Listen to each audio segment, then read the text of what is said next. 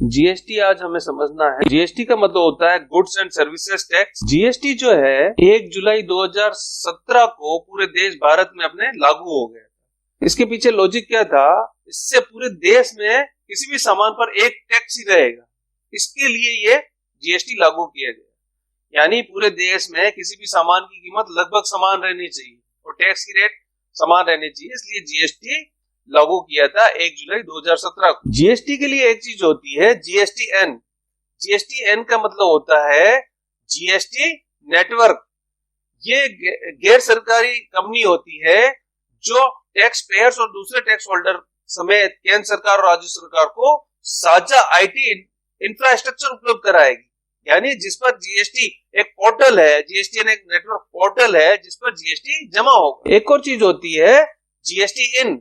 GST in मतलब goods and services tax identification number. ये 15 digit का होता है जो बिजनेस का जीएसटी का रजिस्ट्रेशन कराने पर हमें मिलता है। जीएसटी का रजिस्ट्रेशन कराने के लिए हमको कौन से डॉक्यूमेंट की रिक्वायरमेंट रहती है? Aadhaar card, PAN card, email address, proof of business registration और photograph, address proof, bank statement. तो इन डॉक्यूमेंट की 7 डॉक्यूमेंट की मिनिमम जरूरत रहती है, उसके बाद में ही जीएसटी का रजिस्ट्रेशन हो पाएगा। जीएसटी रजिस्ट्रेशन जो होता है इसमें 15 डिजिट का जो होता है, इसमें आगे के 2 डिजिट जो होते हैं वो स्टेट कोड होते हैं। जैसे इसमें 08 है, ये राजस्थान का स्टेट कोड है।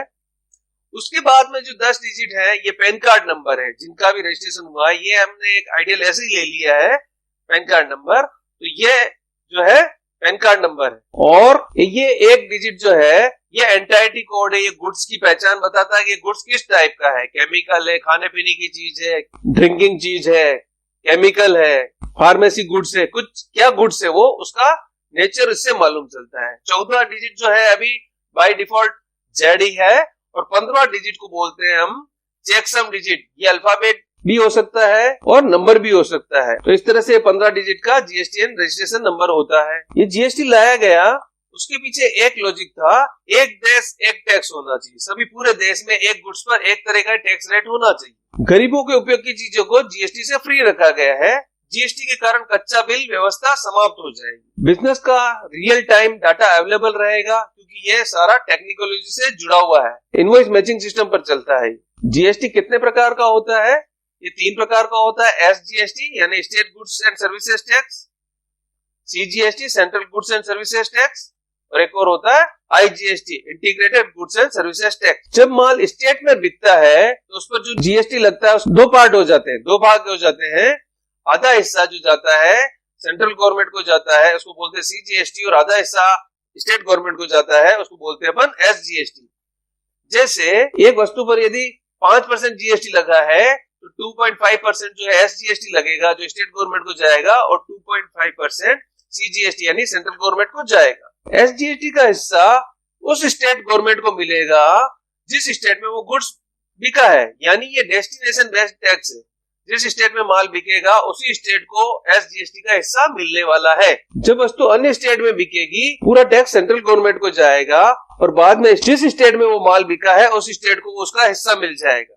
जैसे राजस्थान से अपन ने माल बेचा है महाराष्ट्र में, तो आईजीएसटी लगेगा और वो पूरा हिस्सा आईजीएसटी का टैक्स का सेंट्रल गवर्नमेंट ले लेगी और फिर अपना हिस्सा खुद रख लेगी। और जिस स्टेट में बिका है, महाराष्ट्र में बिका है, तो महाराष्ट्र गवर्नमेंट को वो एसजीएसटी का हिस्सा गवर्नमेंट दे देगी। आईजीएसटी कोई नया टैक्स नहीं है, खाली सेंट्रल गवर्नमेंट ने क्या किया, अपना हिस्सा एक बार जो दूसरे स्टेट में माल बिका है वो टैक्स खुद ने ले लिया है और अपना हिस्सा अपने पास रखेगी और जिस स्टेट में वो माल बिकेगा उस स्टेट को वो दे देगी। ये जीएसटी आने से 17 टैक्स और 23 सेस हट गए। VAT, service tax, excise, laundry tax, transportation tax, इस तरह के जो 17 टैक्स थे वो हट गए और 23 सेस जो थे हट गए। उन सबका नाम बदल गया है, उसका नाम हो गया जीएसटी। और कुछ भी नहीं हुआ है, चीजें वही है। लेकिन ये नहीं है कि सारा टैक्स हट गया, कुछ जगह आज भी वेट भी लगेगा, कुछ जगह सर्विस टैक्स और एक्साइज भी लगेगा, लेकिन मोटा रूप से ये है कि इस तरह से टैक्स लग रहा है। आईएमएफएल, क्रूड एक्सेट्रा पर अभी भी वेट लगता है। वेट का पूरा हिस्सा स्टेट गवर्नमेंट पर रहता है। इसीलिए कहते हैं भाई कुछ चीजें ऐसी होती है जिसके ऊपर निर्णय स्टेट गवर्नमेंट का रहता है कि हमारे स्टेट में बिकेगी या नहीं बिकेगी, वो लीगल है या नहीं है। जैसे शराब है, तो शराब जो है राजस्थान में भी बिकता है। आज की तारीख की बात कर रहा हूँ, कल का क्या हो मालूम नहीं, 22 फरवरी 2021 की मैं बात कर रहा हूँ, तो राजस्थान में शराब बिकती है, उस पर वेट लगता है, उसका टैक्स का पूरा हिस्सा स्टेट गवर्नमेंट को यानी राजस्थान गवर्नमेंट को मिलता है। तो यहाँ की गवर्नमेंट ने कह रखा है भाई यहाँ जो शराब बिकती है ये लीगल है, इसलिए इसका जो टैक्स कलेक्ट होता है यहाँ की गवर्नमेंट को होता है। लेकिन गुजरात में क्या हुआ, उसको इलीगल घोषित कर रखा है, यानी यहाँ पर बैन है, यहाँ पर शराब नहीं बिक सकती है, तो उस स्टेट को उसका लॉस है, वेट का लॉस होगा। तो ये सरकारों पर निर्भर करता है स्टेट में ये चीज बिकेगी या नहीं बिकेगी, वो कानूनन है या गैर कानूनी चीज है। तो कोई चीज की कोई वस्तु जो है किसी स्टेट में लीगल भी हो सकती है और किसी स्टेट में इलीगल भी हो सकती है ना, बहुत सारी चीजें होती है ऐसे। तो उसमें से एक शराब एक चीज है, हमने समझा। जीएसटी का रजिस्ट्रेशन होने के बाद www.gst.gov.in साइट पर जाकर लॉगिन करके जीएसटी जमा कराया जा सकता है। जीएसटी की डिटेल्स ऑटो फिल के लिए जेसन फॉर्मेट सपोर्टेड फाइल चाहिए। Tally software GSTR1, GSTR2, 3B report JSON format में एक्सपोर्ट करने की टेली फैसिलिटी देता है हमें। मुख्य रूप से जीएसटी के कुछ स्लैब है 5, 12, 18, 28 और कुछ चीजें टैक्स फ्री भी है गोल्ड वगैरह पर, लेकिन कुछ पर थोड़ा सा टैक्स रेट अलग भी रहता है। जैसे गोल्ड पर 3% टैक्स है, गोल्ड की ज्वेलरी पर 5% टैक्स है, डायमंड पर 3% टैक्स है। इस तरह से टैक्स रेट डिफरेंस भी हो सकती है। जीएसटी क्रेडिट नहीं लेना है तो हम कंपोजिशन स्कीम में भी जा सकते हैं। जीएसटी का क्रेडिट जो मिलता है वो हमें नहीं लेना है तो हम कंपोजिशन स्कीम पर भी जा सकते हैं। कंपोजिशन स्कीम मतलब जितना सेल हुआ है उसका कुछ परसेंट गवर्नमेंट को हमें जमा करा देना होता है, इसको बोलते हैं कंपोजिशन स्कीम। वो कितना परसेंट होगा, ट्रेडिंग वालों के लिए 1%, जो खरीदी बिक्री करते हैं वो लोग 1% जितना सेल होगा उसका 1% टैक्स के रूप में गवर्नमेंट को जमा कराएंगे, और जो मैन्युफैक्चरिंग वाले हैं उनका 2% टैक्स के रूप में गवर्नमेंट को जमा कराना होता है, और जो रेस्टोरेंट वाले होते हैं उनकी जितनी सेल हुई यानी जितना कलेक्शन हुआ उसका 5% गवर्नमेंट को जमा कराना होता है। जीएसटी रजिस्ट्रेशन 20 लाख से ज्यादा एग्रीगेट वैल्यू वालों को जीएसटी का रजिस्ट्रेशन कराना अनिवार्य है। एग्रीगेट वैल्यू क्या होती है? एग्रीगेट वैल्यू जिस आउटपुट का पैन कार्ड नंबर सेम हो, जिसमें 0% जीएसटी वाली सेल भी शामिल होगी, वो एग्रीगेट वैल्यू कहलाएगी। यानी जितना भी सेल हुआ है, जिसने कोई रजिस्ट्रेशन अलग अलग बिजनेस ले रखे और जितना भी सेल हुआ है उस सेल का 20 लाख से ज्यादा वैल्यू हो रही है, 20 लाख से ज्यादा हो रही है, तो उसको जीएसटी का रजिस्ट्रेशन अनिवार्य रूप से कराना पड़ेगा। चाहे उस गुड्स में वो भी हो इस पर टैक्स नहीं लगता तो भी उसको एग्रीगेट वैल्यू में काउंट किया जाएगा।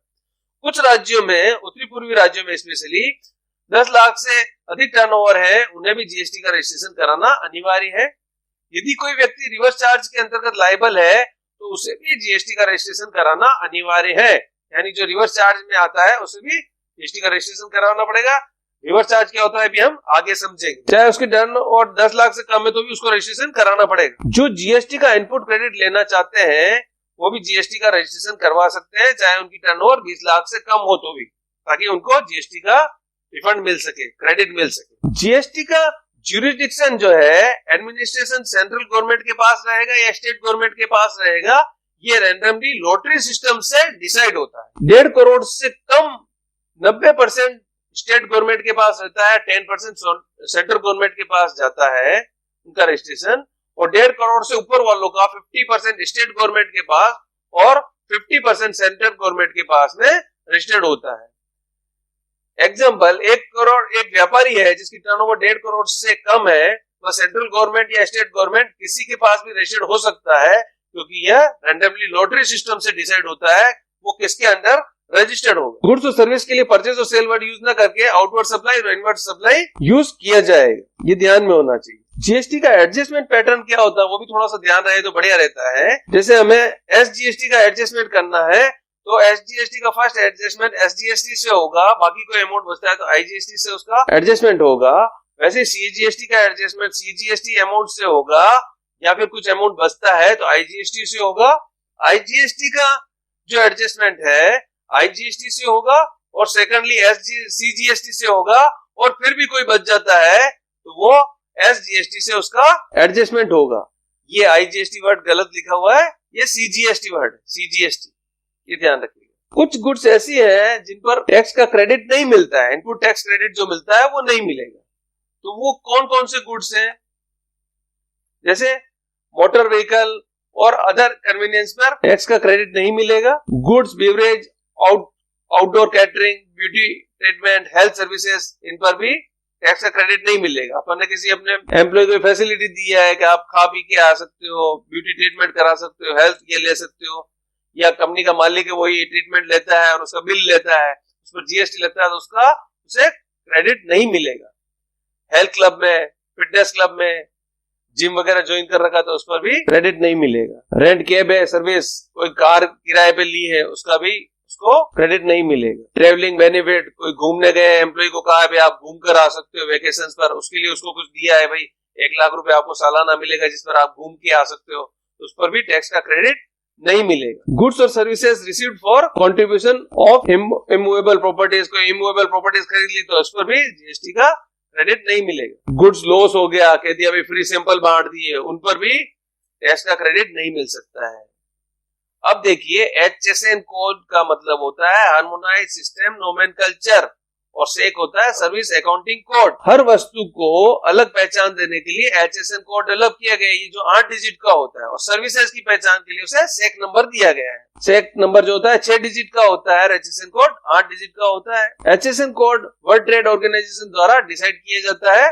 HSN कोड होने से उस वस्तु की पहचान सही अर्थों में की जा सकती है, क्योंकि एक ही वस्तु का नाम अलग अलग भाषाओं में अलग अलग रहता है, लेकिन HSN कोड एक होने से उसकी पहचान हो जाती है कि ये गुड्स किस तरह का है। इसमें शुरू के 2 जो कैरेक्टर होते हैं वो चैप्टर कैरेक्टर होते हैं, अगले 2 डिजिट जो होते हैं हेडिंग के होते हैं, और उससे 2 जो नेक्स्ट कैरेक्टर होते हैं वो सब हेडिंग होते हैं, और 2 डिजिट टैरिफ आइटम होते हैं। इस तरह से ये HSN कोड होता है। अभी जो कोड यूज कर रहे हैं लोग 4 डिजिट का यूज कर रहा है, वो लास्ट के 2 डिजिट यूज कर रहे हैं, टैरिफ आइटम और सब हेडिंग वाले। www.cyberx.in से हम किसी भी गुड्स का HSN कोड जान सकते हैं कि इस गुड्स का HSN कोड क्या है। सर्विस कोड सेक कहलाता है, सर्विस अकाउंटिंग कोड, ये 6 डिजिट का होता है। सप्लाई ऑफ गुड्स पर HSN कोड लगेगा और सप्लाई ऑफ सर्विस पर सेक कोड लगेगा। कुछ चीजें ऐसी है जिन पर जीएसटी नहीं लगता है, लेकिन उनसे जो आउटपुट मतलब कुछ प्रोडक्ट तैयार होता है, जैसे मिल्क पर जीएसटी नहीं लगता है, लेकिन आइसक्रीम खाएंगे तो उस पर 28% पहले लगता था, अभी 18% जीएसटी लगता है। माल इंपोर्ट करने वालों पर कस्टम ड्यूटी भी लगेगी, जीएसटी भी लगेगा, जिससे इंपोर्ट गुड्स महंगा होगा, इससे मेक इन इंडिया को बल मिलेगा, और टैक्स की चोरी भी इससे रुकेगी। एक्सपोर्ट पर टैक्स वापस रिफंड हो जाएगा, जिससे एक्सपोर्ट को बढ़ावा मिलेगा। जो भी एक्सपोर्ट किया उसमें जो टैक्स लगा वो रिफंड हो जाएगा। तो देखिए गवर्नमेंट की पॉलिसी कितनी शानदार है। जीएसटी से कास्केडिंग ऑफ टैक्स हट जाएगा। इसका मतलब टैक्स के ऊपर जो टैक्स लगता था, टैक्स का नाम अलग होता था, तो वो क्या होता था, टैक्स पर टैक्स लगता था, तो वो अभी सिस्टम हट जाएगा। एग्जाम्पल, मैन्युफैक्चरिंग पर एक्साइज भी लगता था, फिर माल भेजने पर वेट भी लगता था, वो सब हट जाएगा। जीएसटी जो है टेक्नोलॉजी से जुड़ा हुआ है, ब्लैक इकोनॉमिक को ये खत्म करेगा, टैक्स की चोरी पर रोक लगाएगा, क्योंकि सारा टेक्नोलॉजी बेस्ड है, बटन दबाते ही चीज सामने आ जाती है। तो पेपर वर्क रिड्यूस हो जाएगा, क्योंकि सारा वर्क किस पे हो रहा है, कंप्यूटर पर हो रहा है, टेक्नोलॉजी पर हो रहा है, सर्वर पर हो रहा है। जो वर्क वालों की जो होती है सर्विस सप्लाई टर्नओवर 20 लाख से ज्यादा है, तो जीएसटी का रजिस्ट्रेशन उसे करवाना जरूरी है। सर्विस टैक्स वालों को पहले गुड्स और एसेट्स खरीदने पर टैक्स का क्रेडिट नहीं मिलता था, वो अब मिलेगा, क्योंकि ट्रेडिंग वालों को पहले जो है सर्विस टैक्स कहलाता था, तो उस पर सर्विस टैक्स का क्रेडिट नहीं मिल पाता था, लेकिन अभी नाम एक ही हो गया है। क्या हो गया, जीएसटी, इसलिए उसका क्रेडिट मिलेगा। जैसे अनिल कंप्यूटर्स 18% जीएसटी लेता है अपनी पढ़ाई पर, और वो गवर्नमेंट को जमा कराता है, लेकिन वो कंप्यूटर खरीदता है उस पर भी अब जीएसटी लगता है। तो जीएसटी का पहले क्या नाम होता था, ये अनिल कंप्यूटर जब पढ़ाता था उसका जो पैसा लेता था उस पर सर्विस टैक्स लगता था, और कंप्यूटर खरीदता था उस पर सीएसटी लगता था या वेट लगता था, लेकिन अब उसका क्या नाम है, जीएसटी नाम है, तो उसका दोनों का क्रेडिट मिलेगा। तो पहले जो टैक्स का क्रेडिट नहीं मिलता था वो अब टैक्स का क्रेडिट मिल जाएगा। जीएसटीएन पैन नंबर बेस्ड है, तो एक व्यक्ति को एक ही जीएसटीएन नंबर इश्यू होगा, कंपनीज, पार्टनरशिप एक्सेट्रा को अलग से जीएसटीएन नंबर रजिस्टर्ड होता है। जीएसटी की पूरी चेन में यदि एक भी जना टैक्स नहीं कराता, जमा नहीं कराता है, तो उसको टैक्स का क्रेडिट नहीं मिलता है। ये टैक्स की खास बात है, इसीलिए दिक्कत आती है। वेट वाली चेन में नीचे वाली स्टेप वाले को टैक्स का क्रेडिट लेते थे, और ऊपर वाले टैक्स जमा नहीं कराता था, तो गवर्नमेंट को टैक्स का लॉस होता था। लेकिन ये जीएसटी में नहीं हो सकता।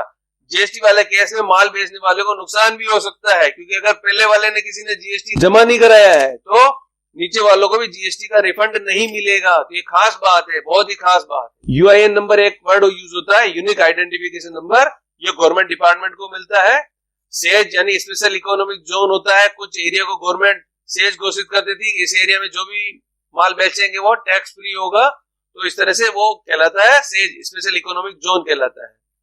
जीएसटी रिटर्न हर 3 महीने में भरनी पड़ती है। 1.5 करोड़ से ज्यादा टर्नओवर वालों को मंथली रिटर्न भरनी पड़ती है। टैक्स का क्रेडिट चाहिए तो कस्टमर की डिटेल्स डालनी जरूरी है। GSTR1 रिपोर्ट जो होती है इसका मतलब होता है आउटवर्ड सप्लाई।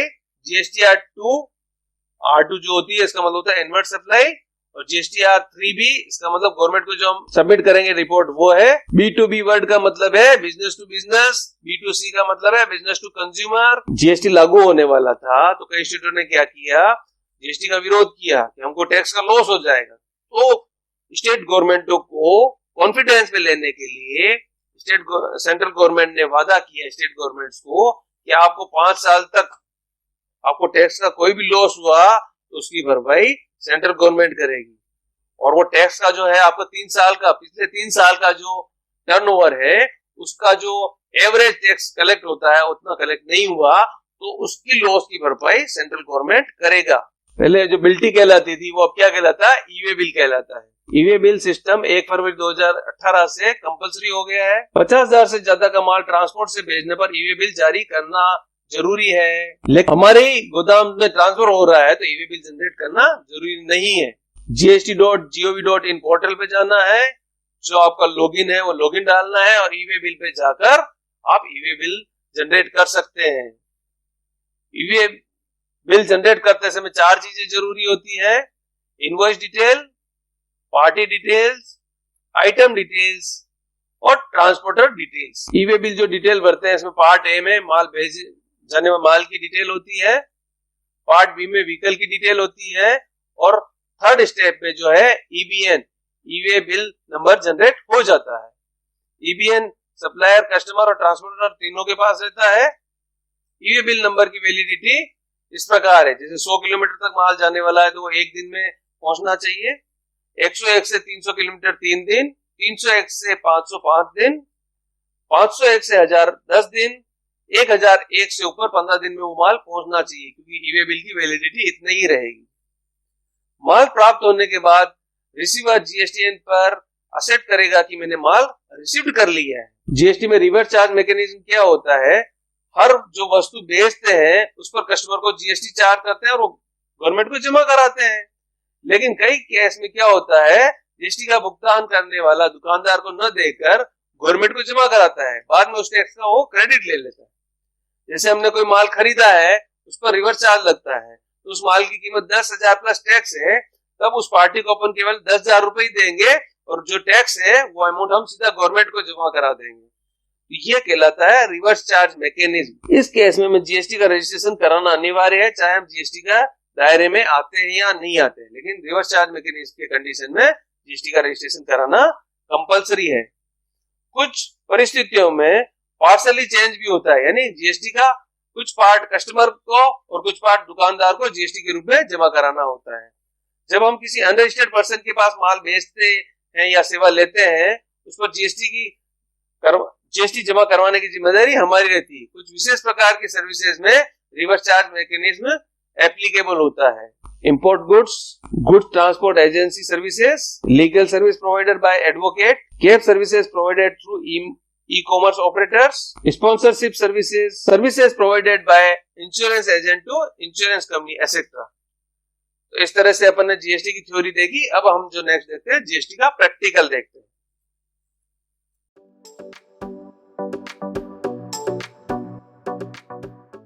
जीएसटी थ्योरी पूरी समझने के बाद प्रैक्टिकल हमको करना है। जीएसटी का कंसेप्ट कैसे चलेगा इस पे अपने को देखना है। तो देखिए अपन एक कंपनी बनाते हैं जीएसटी की, हंसा एंड फ्रेंड्स कंपनी। जीएसटी नाम लिख देते हैं साथ में। राजस्थान लिया, कंट्रोल ए किया, ठीक है। अकाउंट्स ओनली यस है, इन्वेंट्री यस है और जीएसटी यस है। जब जीएसटी यस किया तो जीएसटी की डिटेल पूछेगा, राजस्थान रेगुलर है या कंपोजिशन है, ये हम जानते हैं क्या होता है, तो अपन ने भी रेगुलर ले लिया। जीएसटी का नंबर, तो एक नंबर डाल देते हैं 08AAJFT4186D1ZZ, ऐसे किसी पार्टी का है ये माना एड्रेस। ठीक है, मंथली GSTR1 होगा या जीएसटी क्वार्टरली होगा, तो मंथली अपन ने ले लिया।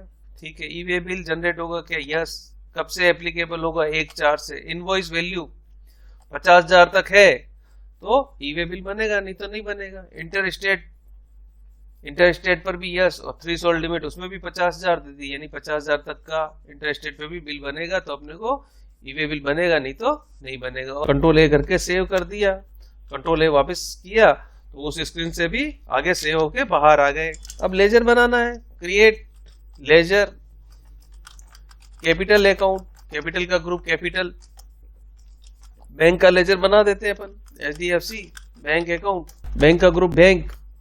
देखिए कुछ चीजें फास्ट लग रही होगी, लेकिन ये क्या है, सारा सिस्टम जो समझ चुके हैं उस पर अपन स्लो नहीं चलेंगे, है ना, ताकि वीडियो फिर अननेसेसरी बड़ा बनता है तो लगता है यार ये क्या हो रहा है। नेक्स्ट लेजर बनाते हैं अपन purchase within state account, purchase within state under purchase. ठीक है, GST एप्लीकेबल, डिटेल नहीं डालनी है। GST की डिटेल 3 लेवल पर डाल सकते हैं, लेजर बनाते समय, स्टॉक ग्रुप बनाते समय, स्टॉक आइटम बनाते समय, या कंपनी जब बन रही थी वहीं पे रेट डाल सकते हो। लेकिन हमने क्या करेंगे, स्टॉक ग्रुप जब बनाएंगे वहां पर GST की रेट डालना सीखेंगे। और ये गुड्स है हमारा, क्योंकि GST में गुड्स भी आता है सर्विस भी आता है, तो ये पूछ रहा है ये गुड्स है या सर्विस वाला है, तो भाई गुड्स है, हम तो परचेज और सेल करते हैं। तो परचेज इंटर स्टेट, ये करने से पहले बीच में बता रहे हैं आपको थ्योरी वाला वीडियो 2 बार देख लेना, वो पार्ट वाले 2 बार देखें, उसके बाद इस पर आएंगे तो बहुत आसानी से हो जाएगी, नहीं तो दिक्कत आ सकती है, ये समझिएगा।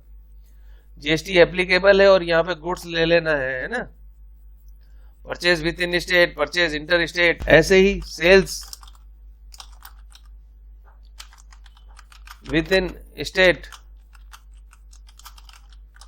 Sales GST applicable, goods control A, sales inter state, sales goods. ठीक है, अब क्रेडिटर डेटर का बनाना है, सन्ड्री क्रेडिटर, सन्ड्री क्रेडिटर भी ले लिया with in state, sundry creditor, bill bye bill की अभी जरूरत नहीं है, नो कर दिया। ये राजस्थान ले लिया, तो राजस्थान के हिसाब से जो GST नंबर है उसका डालेंगे 08 ADVPJ 6853A1, ये अपन ने उसका GST नंबर डाल दिया। Mister creditor inter state, sundry creditor,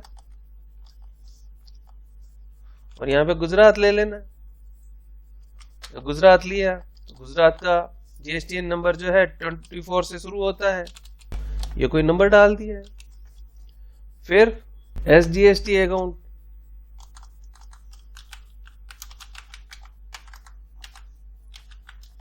duties and taxes, GST, state tax, percentage डालने की जरूरत नहीं है। CGST account, duties and taxes, GST, और ये सेंट्रल टैक्स रहेगा, सेंट्रल टैक्स सेलेक्ट करना है इसमें, कंट्रोल ए कर दिया। IGST account, duties and taxes, GST, integrated tax, integrated tax ले लिया, सेव कर दिया। डेटर के लेजर बना दो,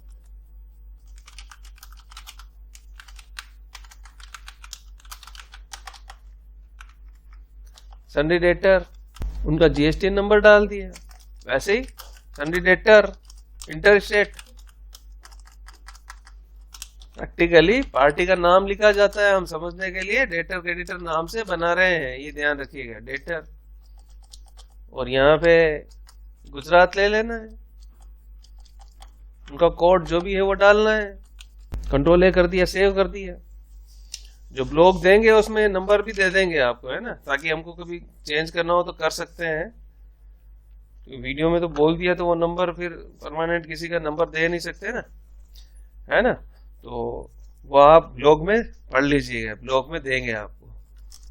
अब क्या करना है, क्रिएट में गए, यूनिट्स क्रिएट कीजिए, यूनिट पीसीएस यूक्यूसी कोड और पूछता है जब जीएसटी को एक्टिवेट करते हैं। Unit quantity code international level पर वो क्या चीज है वो पहचान देना जरूरी है ना, क्योंकि लोकल लेवल पर यूनिट कुछ और हो सकती है, लेकिन इंटरनेशनल लेवल पर वो क्या रहती है, नेशनल लेवल पर क्या रहती है, वो यूक्यूसी कोड डालना जरूरी होता है। वो डाल दिया अपन ने। अब क्या करना है, स्टॉक ग्रुप्स बनाना है। स्टॉक ग्रुप में अपन ने बनाया जैसे monitor, should quantities of item be added, yes कर देना है। डिटेल्स को यस करना है, यहाँ पे F12 करके सारे ऑप्शन यस करना है, ये सारे ऑप्शन दिखेंगे। डिस्क्रिप्शन यानी उसका कुछ डिटेल डालनी है तो डालिए। HSN कोड 8 डिजिट का होता है वैसे HSN कोड, और सेक होता है 6 डिजिट का। HSN कोड डाल रहे हैं तो 8 कैरेक्टर डालना जरूरी नहीं है, लास्ट के 4 नंबर अभी डालेंगे चलेगा। नॉन जीएसटी गुड्स से तो यह यस कर देते हैं, यहाँ टैक्सेबल ले लेंगे।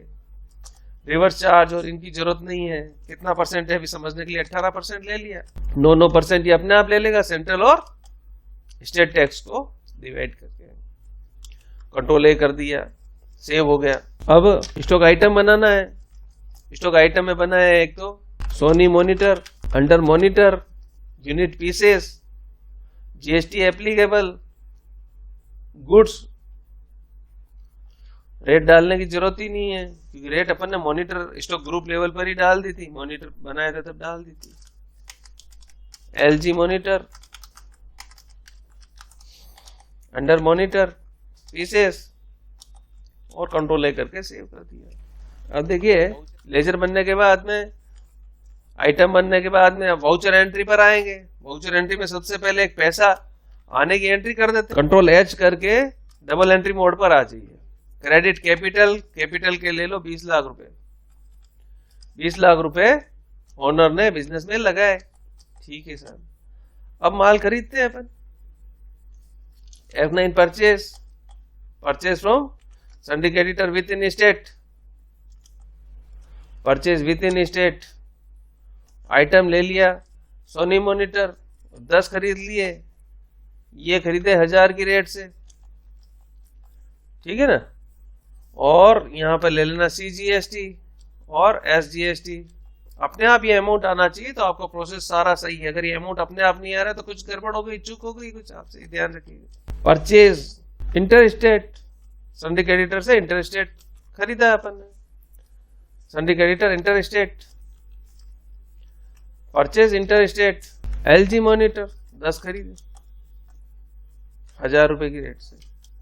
इस तरह से परचेज किया। यहाँ पर अगर CGST लोगे तो अमाउंट लेगा ही नहीं, और IGST जैसे ही लोगे तो पूरा ले लेगा, ये भी ध्यान रखना। जहां IGST लगना वहां IGST, CGST SGST लगना वहां पे वो लेंगे। इस तरह से अपन ने सेव कर दिया। अब क्या करना है, सेल्स करते हैं अपन। F eight sales, sale to sundry debtor within state, control A, sales within state.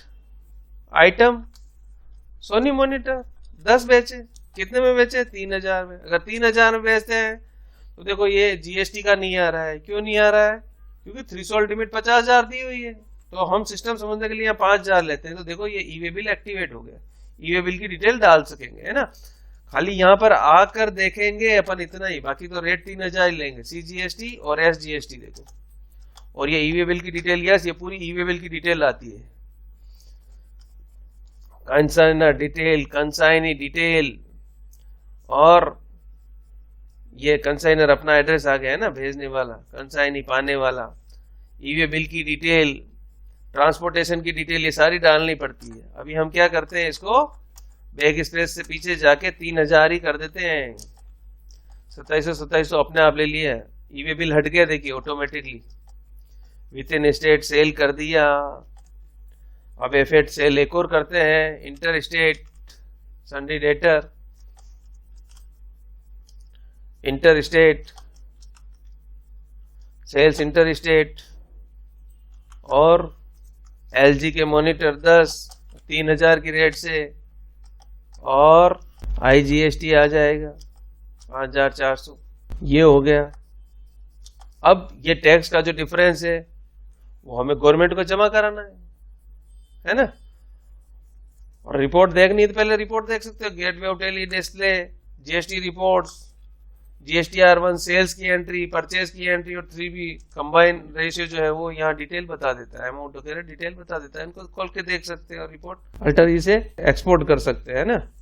हमें वो एडजस्टमेंट की एंट्री करनी, वो करते हैं अपन F5 सिंगल एंट्री मोड कर दीजिए पहले, तो कंट्रोल H करके सिंगल एंट्री मोड यस कर दिया। यहाँ पे बैंक लेजर ले लीजिए, और बैंक में पैसा नहीं है, बैंक में पैसा जमा करने की एंट्री कीजिए पहले, तो F4 control H double entry mode, credit cash 10 lakh उधर जमा करा देते हैं, डेबिट HDFC बैंक में 10 लाख रुपए जमा करा दिए।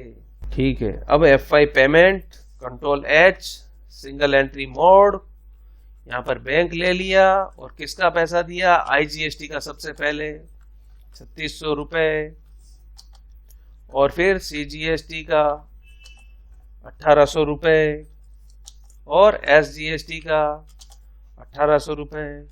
तो ये जो 7200 अमाउंट बनता था वो इस तरह से एडजस्ट करके गवर्नमेंट को पे करना पड़ेगा।